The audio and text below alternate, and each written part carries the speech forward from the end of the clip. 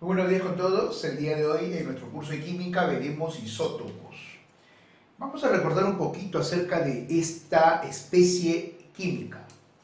En el transcurso en el siglo pasado, siglo XX, Rutherford, junto con su compañero Thomson y sus alumnos Soddy, pudieron comprobar acerca y descubrir acerca de todas estas especies químicas que obviamente han cambiado mucho la naturaleza de la química, ya que hasta ese momento habían elementos químicos desconocidos, pero vino con la salvedad que estos elementos químicos que se iban encontrando tenían varias presentaciones. Que un solo elemento químico tenga tres presentaciones o dos ya era muy raro. Por lo tanto, a su vez también estas representaciones o estas especies químicas venían con características propias y era pues resaltante ver y clasificarlas más que todo, ¿no? Porque cualquiera podría decir pues que ese isótopo del hidrógeno no sería hidrógeno, sería otro elemento químico. No podría ser. La idea de esto era clasificar a todos y eso es lo que vamos a estudiar el día de hoy. Los isótopos. El núcleo, como habíamos dicho, siempre es importante porque en función al núcleo nosotros vamos a representar isótopos. Por ejemplo, el A o el elemento químico que tenemos aquí tiene un A. Ese A es el número de masa y el Z es el número atómico. Estas son las características del elemento químico E. Lo que varía en los isótopos es el número de masa, más no el número atómico. Por lo tanto, ¿qué dice? Son átomos que pertenecen a un mismo elemento químico que se caracterizan por tener igual número atómico pero diferente número de masa. Igual número atómico, diferente número de masa. Este es el marco teórico. Acá tenemos el ejemplo, pero vamos a ver cómo ha transcurrido el tiempo y cómo es que nos ha aportado a nosotros, en este caso, la ciencia. Datos. J.J. Thomson, en 1897, el 30 de abril, anuncia el descubrimiento del electrón. Con eso, traemos abajo la idea de que el átomo es una masa o una esfera maciza sin características internas. Por lo tanto, estamos dejando de lado ya. Esto fue revolucionario porque estamos dejando de lado lo que los griegos, en este caso Demócrito, había dicho aproximadamente 4 siglos antes de Cristo, que el átomo es la última parte indivisible, indestructible de la materia. O sea, una cosa y se acabó. Viene Thomson y dice, no, no es así, no es así. Ahí hay características que hay que ver. Hay cargas negativas. Y a esas cargas negativas, 10 años antes de Thomson, Stoney, que no había podido comprobar el electrón o esa carga negativa, entonces Stoney le había puesto el nombre de electrón.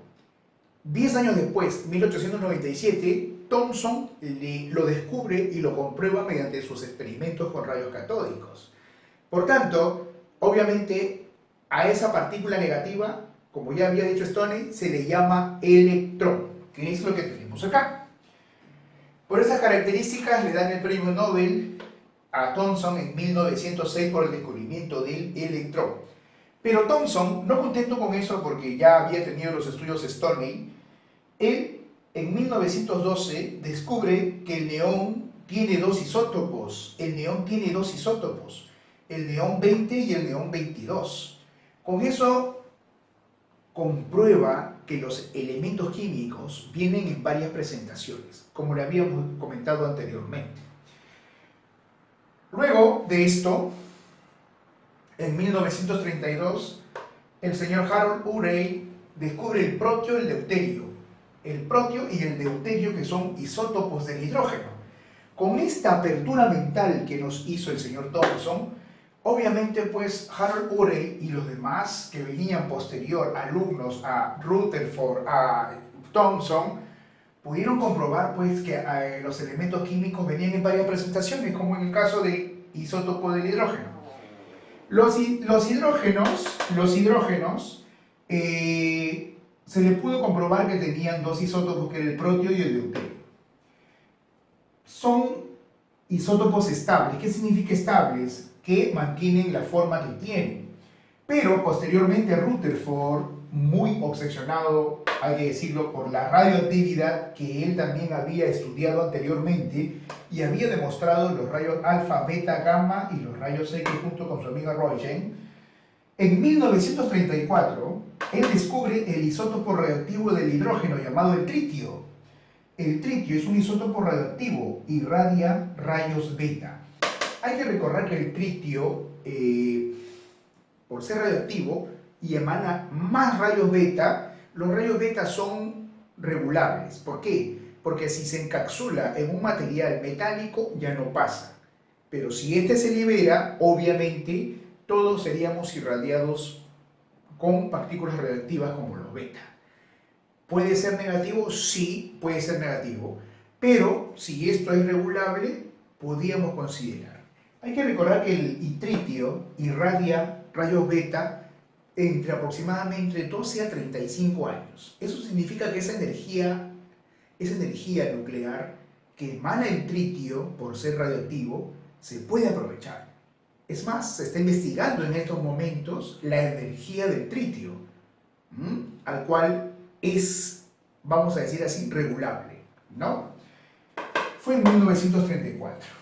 Para luego, posteriormente, en 1940 ya, en plena Guerra Mundial, Segunda Guerra Mundial para ser más exacto, el señor Martin Kamen y Sam Rubin descubren los 3 isótopos del carbono. Con esto se revoluciona también el mundo de la astrología y la historia. ¿Por qué? Porque nos permite ver ciertas características de la materia. ¿Por qué? Vamos a ver, el carbono normalmente viene a ser el carbono 612, este es el carbono natural, pero se encontró su isótopo estable, que es el carbono 13,6, más conocido como el carbono 13, pero ellos encuentran el carbono 14, que es un elemento radioactivo, mejor dicho, es una especie del carbono radioactivo, isótopo radioactivo que sirve para fechar los restos fósiles. ¿Qué encontró Kamen y Rubin? Que cuando la materia comienza su descomposición, cualquier materia orgánica comienza su descomposición, su carbono 12 comienza a emitir un isótopo del mismo, el carbono 14. Y aproximadamente desde su composición hasta que el carbono 14 deja de irradiarse, es aproximadamente 60.000 años. Si encontramos, por ejemplo, que en un cuerpo que hemos sacado como resto fósil y tiene en su cuerpo 50% de lo normal que debe emitir carbono 14, quiere decir que está entre 25.000 y 35.000 años de antigüedad. Pero si le queda pues un 1% de carbono 14 irradiado por esa materia orgánica, entonces vamos a decir que ese cuerpo está entre 50.000 y 60.000 años de antigüedad. Pero si el resto fósil ya no emite carbono 14, quiere decir de que ese fósil tiene una antigüedad de más de 60.000 años para atrás. Interesante.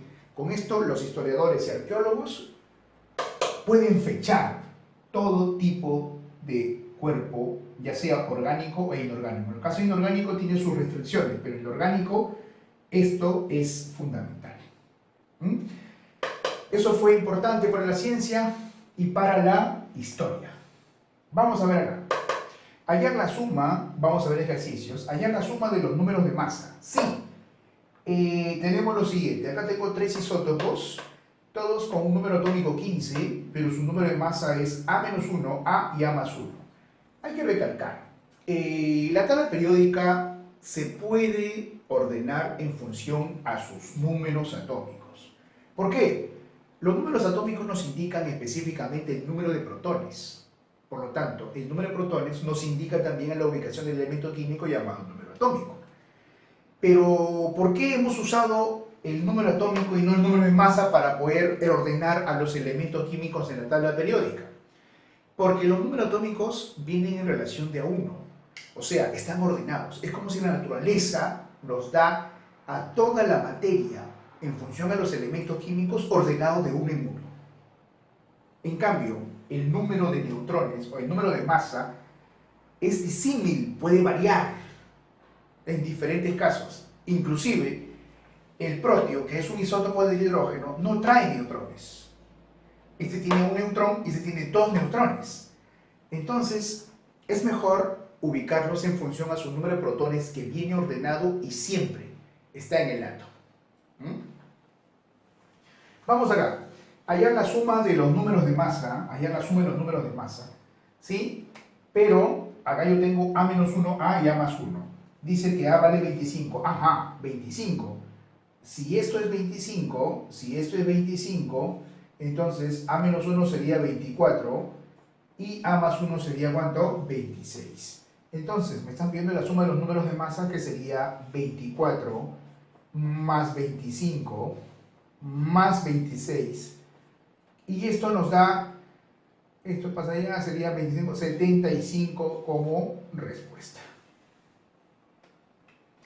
Más o menos así es que vamos a dejar, pero la idea es tener más preguntas teóricas. Pero igual, serían algunas preguntas parecidas a estas. Miren, a ver, hallar la suma de los números de masa, siendo que m vale 27.